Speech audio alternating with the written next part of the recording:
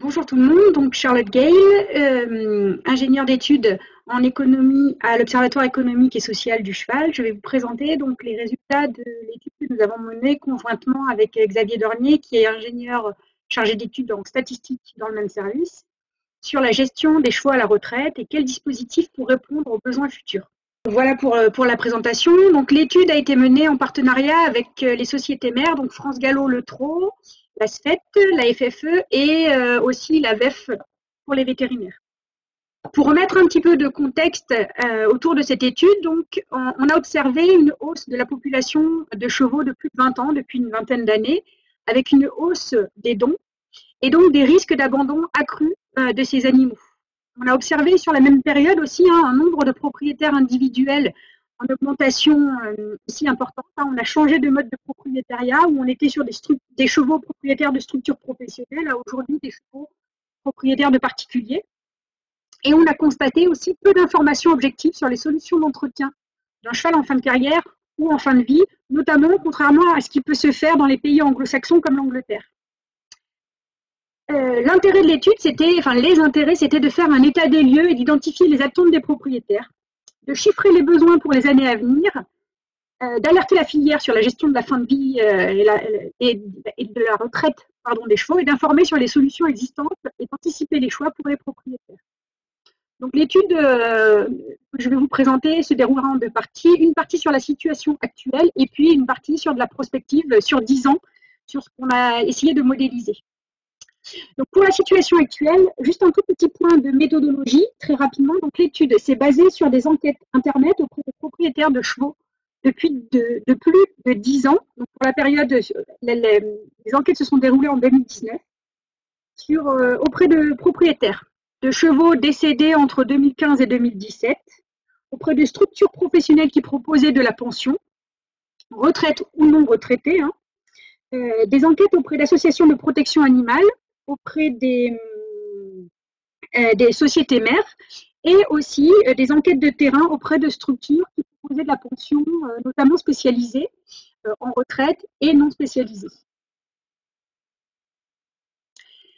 Donc, un premier bilan, c'est qu'on a des retraités de plus en plus nombreux. Donc, le cheptel d'équidés global en France, il est en baisse. On est aujourd'hui autour de 1 50 000 équidés estimés et on estime à 160 000 chevaux retraités d'après l'enquête menée en 2019. On a un effectif qui est passé de 120 000 à presque 160 000 chevaux en l'espace de 20 ans.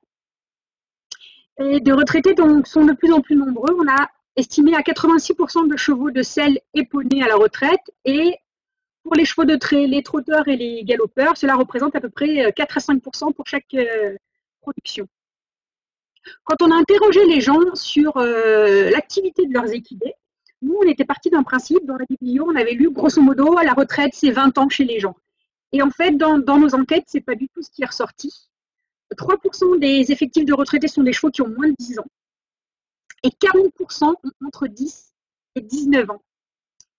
57% de notre effectif de chevaux retraités a plus de 20 ans. Par contre, entre 20 et 25 ans, la moitié des chevaux sont considérés comme encore utilisés par leurs propriétaires. Donc voilà, vraiment, l'âge de 20 ans, finalement, c'était pas une barrière à l'activité ou pas du cheval. Donc, quand on s'intéresse au mode d'hébergement des chevaux, on a 8 équidés sur 10 qui sont logés au domicile de leurs propriétaires et 15% à peu près qui sont en pension. Le reste sont dans des systèmes dits alternatifs. Donc, des systèmes alternatifs, ce sont par exemple un regroupement de particuliers qui géreraient ensemble leurs animaux. On a, peu importe le mode d'hébergement, on a à peu près 60% des chevaux à la retraite, ou en tout cas considérés comme retraités qui sont au prêt à l'année.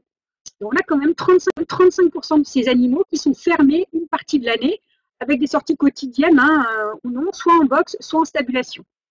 Dans l'ensemble, les propriétaires se sont déclarés satisfaits de l'hébergement de leurs animaux, que ce soit chez eux ou en pension. On avait un autre prérequis dans cette enquête, c'est qu'on se disait que finalement, il y avait des problèmes de paiement de pension et c'était les chevaux qui étaient loin de leurs propriétaires parce que loin des yeux, loin du cœur, etc., les gens ne s'en occupaient plus et ne payaient plus.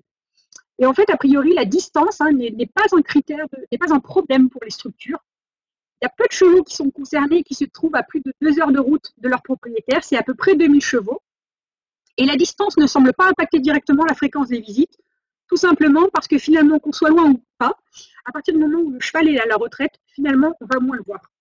Et ça, c'est un constat général. Que les propriétaires se trouvent à 10, 15, 20, 50 minutes ou 2 heures de route, finalement, une fois qu'il est à la retraite, les fréquences de visite sont beaucoup moins importantes pour les chevaux en pension et globalement, bien sûr. Alors, quand on s'intéresse au nombre de structures qui proposent cette prestation, on est sur environ 4500 structures qui proposent de la pension retraite sur les 10 000 établissements qu'on recense en France.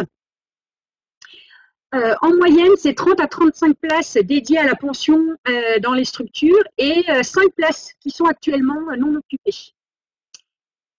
On a constaté que pour les pensions qui proposent de la retraite, c'est des prestations quand même qui sont un peu spécifiques, notamment sur les soins, parce que le propriétaire vient moins. C'est la structure qui va gérer l'intégralité des soins quasiment, et la responsabilité est accrue, puisqu'il n'y a que le gérant quasiment qui va aller voir l'animal. Et on estime aujourd'hui qu'il y a déjà 22 000 places de disponibles et qui ne sont pas occupées. Donc ça, c'était un premier point pour la situation actuelle. On a modélisé, donc on a fait des projections sur 10 ans. Et on a imaginé donc 3 scénarios différents dont on a discuté les hypothèses avec les sociétés mères.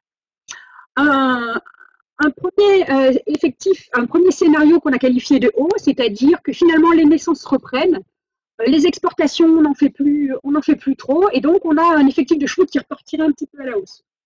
L'effectif bas, le scénario bas, c'est l'inverse, les naissances chutent encore plus, et on exporte beaucoup de chevaux, par exemple.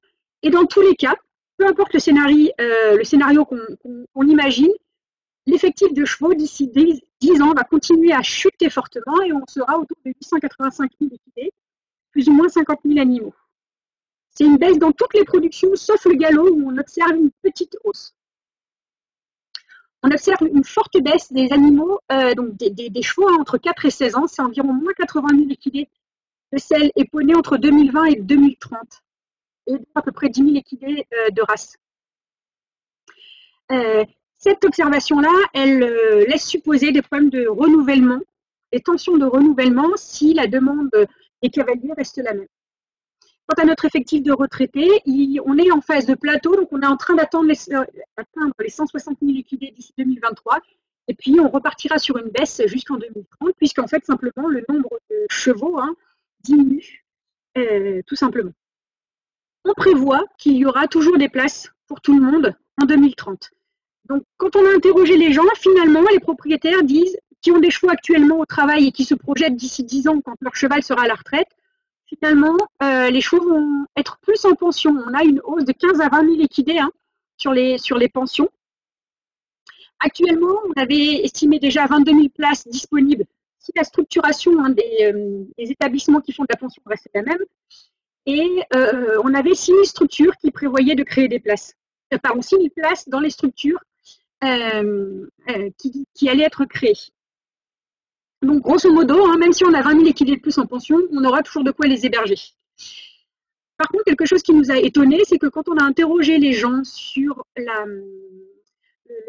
l'hébergement dans les années à venir de leur cheval à la retraite, grosso modo, ils déclaraient vouloir rentrer plus leurs équidés au moins une partie de l'année. Donc, peut-être que c'est parce qu'un cheval qui est actuellement au travail en pension box, on se dit quand il sera à la retraite, on va continuer à faire la même chose. Et puis finalement, à la retraite, on se rend compte qu'il peut tout à fait vivre auprès toute l'année avec des structures ouvertes. Voilà, donc ça, c'est quelque chose qui était un peu surprenant quand on sait que l'écurie de demain, elle sera sûrement ouverte avec beaucoup plus d'accès à l'extérieur et aux pâtures. Et enfin, quand on s'intéresse aux chiffres d'affaires, c'est aujourd'hui à peu près 200 millions d'euros, dont 50 millions qui sont issus des équidés en pension. Quand on interroge les propriétaires, ils déclarent, grosso modo, pour les propriétaires qui ont leurs chevaux chez eux, 100 € par mois pour l'entretien de leurs équidés, contre 200 à 400 € pour les propriétaires de chevaux en pension. Donc, on passerait sur un montant de l'ordre de 400 millions d'euros d'ici 2030. Potentiellement, c'est 700 emplois supplémentaires de créer, mais attention, qui viendront sûrement au détriment du secteur pension classique. Vous avez vu que l'effectif de chevaux en âge de travailler va lui fortement diminuer, donc les chevaux qui qui auraient dû être en pension active, finalement, ils ne seront pas nés, donc les emplois seront sûrement reportés sur de la pension retraite. Donc, ce qu'il faut retenir, c'est qu'actuellement, on a 8 chevaux sur 10 à la retraite, hébergés chez leur propriétaire, et 1 sur 10 hébergés en pension. Que globalement, la situation actuelle est satisfaisante, qu'on aura une augmentation du nombre de chevaux à la retraite jusqu'en 2023, puis une baisse, et que par contre, le nombre de chevaux en pension va, lui, normalement passer de 20 000 à 40 000 individus en 2030. Et une question majeure, c'est la baisse de l'effectif d'équidés avec l'augmentation du nombre de chevaux à la retraite qui peut potentiellement poser problème pour le renouvellement des chevaux actifs. Voilà, j'ai fini pour la présentation. Si vous avez des questions, n'hésitez pas.